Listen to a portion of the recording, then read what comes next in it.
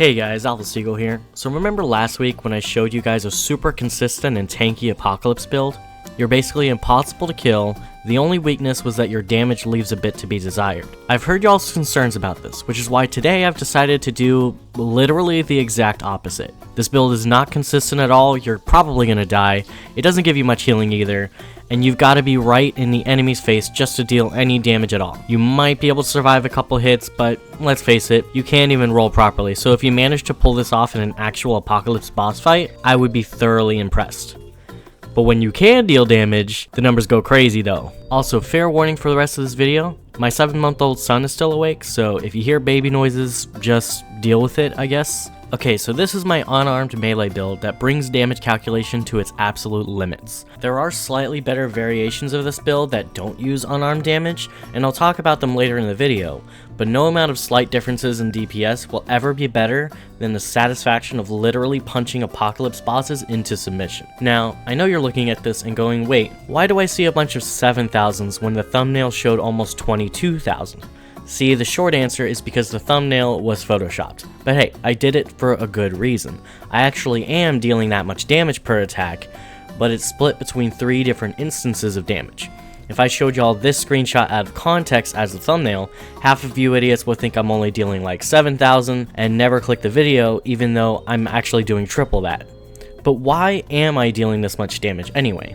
Let's talk about the math real quick and how exactly damage calculation works in this game. Anything that increases your regular damage, whether it be all damage in general or something specific like melee damage, all of it stacks additively. And speaking as an Elden Ring player, this doesn't amuse me. Anything that boosts your critical hit damage will also stack additively. Anything that boosts your weak spot damage will once again stack additively. However, even though these 3 types of boosts stack additively with themselves, they actually stack multiplicatively with each other. And honestly, that kind of makes sense. Let's say you deal an attack that normally deals 100 damage. The game will check if that's a crit and normally give that a 50% boost, bringing up to 150. From there, the game will check if it's a weak spot, giving that 150 a 100% boost, more or less depending on the weapon, turning it into 300 damage total. This is why weak spot crits normally hit for about 3 times the damage of a regular non-crit hit. Weak spots and crits both take the final damage into account, not the base damage, which is why they stack multiplicatively with each other. Anything that boosts weak spot or crit damage simply adds to the multipliers they already give you. For example, Probability Chord says it gives you 30% more crit damage, but that's a little bit misleading. What it actually does is increase the base 50% crit damage to 80%, which technically means a 20% total boost to crits instead of 30%. Same goes for Xania's Malice, boosting weak spot damage from 100% to 130%, making your weak spots only 15% stronger. And this might make you think, well, doesn't this mean crit and weak spot damage is worthless to build into? Well, see, the issue is, once you hit so many base damage boosts, they wind up in the same boat. If you have more than 50% in base damage already, you're slightly better off speccing into crit, and if you've got more than 100 in both base and crit, you're better off speccing into weak spot. So to truly maximize damage output, you can't throw everything into one type of boost. You've got to delicately balance all 3 types of boosts and deal weak spot crits as often as possible. This is why most builds should avoid Burden of the Gambler since it disables weak spots, ignoring a very powerful boost to your damage. That said, the real answer for a max damage build is going to have some nuance, because sometimes a boost is so strong by itself, it becomes more important than balancing out the 3 types equally. But that just makes builds all the more complicated. I mean, how do you know which gear gives the best final output? Well, you could run each test manually, like a peasant, or as a viewer of my channel, use this Google spreadsheet calculator that I just made, which is linked in the description. Vosh already made one for DR and effective HP, so I might as well make one for DPS. Yeah, so basically you just open it up, make a copy to your drive, and then you can edit whatever you want and figure out exactly how much damage you can do without even opening up the game. And to my understanding, it's usually accurate to the exact number, as long as you account for everything in your build. I actually found out some of the stupidest things while doing all the testing for the calculator. Like Boar, for example. I already knew it interacts weirdly with melee, which we'll get to in a little bit, but for ranged hits, it says you get 50% of the weak spot damage, but turns out the way the game handles this is that it checks your total weak spot boost, and then halves it so that whatever's left is your new weak spot boost. And then corrosion, for some godforsaken reason, does not calculate as a 10% enemy defense debuff. It calculates as a 10% base damage boost, stacking additively with all your other standard damage boosts, which is basically useless if you're already hitting crazy numbers. Meanwhile, Brightstone actually does calculate like a defense buff like it's supposed to. Why? Okay, so now that we got the math out of the way, here's the actual build. First, we need Alchemist and Challenger. Whichever one you choose as the prime archetype doesn't really matter for damage, but I prefer having more concoctions, so I'm going Alchemist. You want the second skill for both of them. The Alchemist skill gives you melee speed, and Challenger skill gives you melee damage. Then for relics, you want melee crit damage, crit chance, and weak spot damage, since this is the best combination for damage here.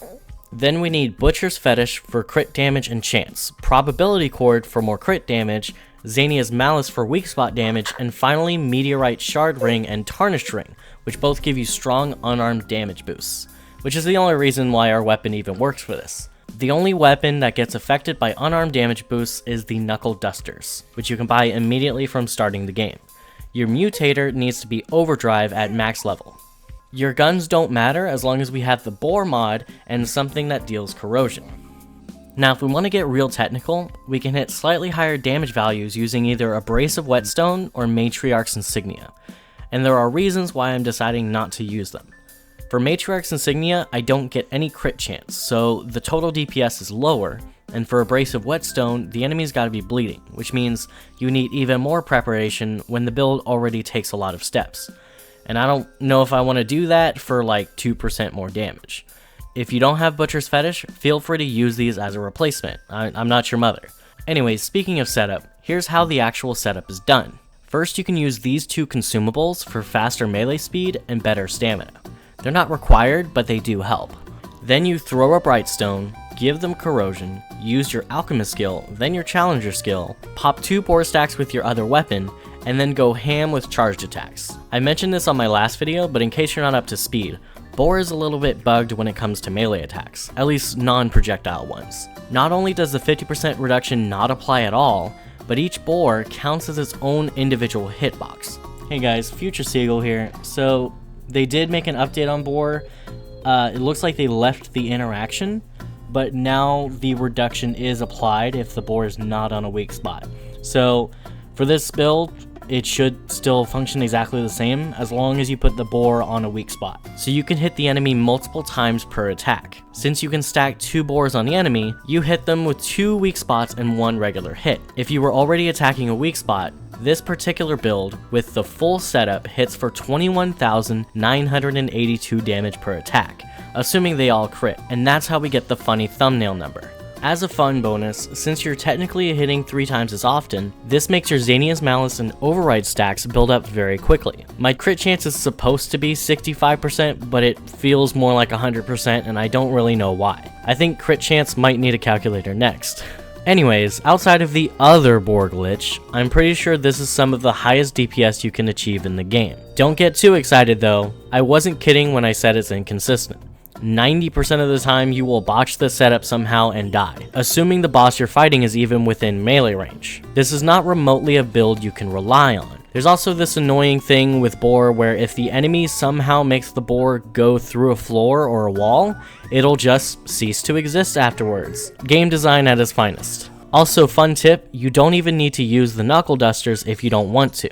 In fact, it's probably not even the best option. You can swap the unarmed rings with any rings you think might be better for the build, then swap the melee weapon with whatever you feel like hitting them with. If you want to be truly optimal, you want Haymaker's Ring, Fey Warrior Ring, and Stonebreaker, because not only can you hit for more damage, but you get the extra shockwave attack, which doesn't interact with Bore, but it does deal a decent amount of damage by itself, making it slightly better than Iron Greatsword, which is otherwise just as good. That said, I don't really care about the specifics, I just want to be Saitama, so I'm going to punch things. Now if you want a simpler and more consistent version of the build, stick with just the Alchemist buff and the Bore stacks. You'll still get most of your damage without most of the setup, since everything else gives relatively small increases. Now, believe it or not, we're still not done yet. In multiplayer, all of the players can have Bore, and you're not limited to 2 stacks. So you can actually have up to 6 stacks of boar onto the boss at the same time, which means each hit could be dealing over double what you get in solo. On top of the fact that 3 players can all hit the boss at the same time, leading to 6 times the total damage output, which was already overkill before multiplayer even got involved. Because nothing screams highly optimized DPS like gang violence. That's it for today's video. Be sure to like and subscribe. Looks like you guys really liked my last video, so I'll try to make some more fun and slightly game-breaking builds in the future. Have a good one.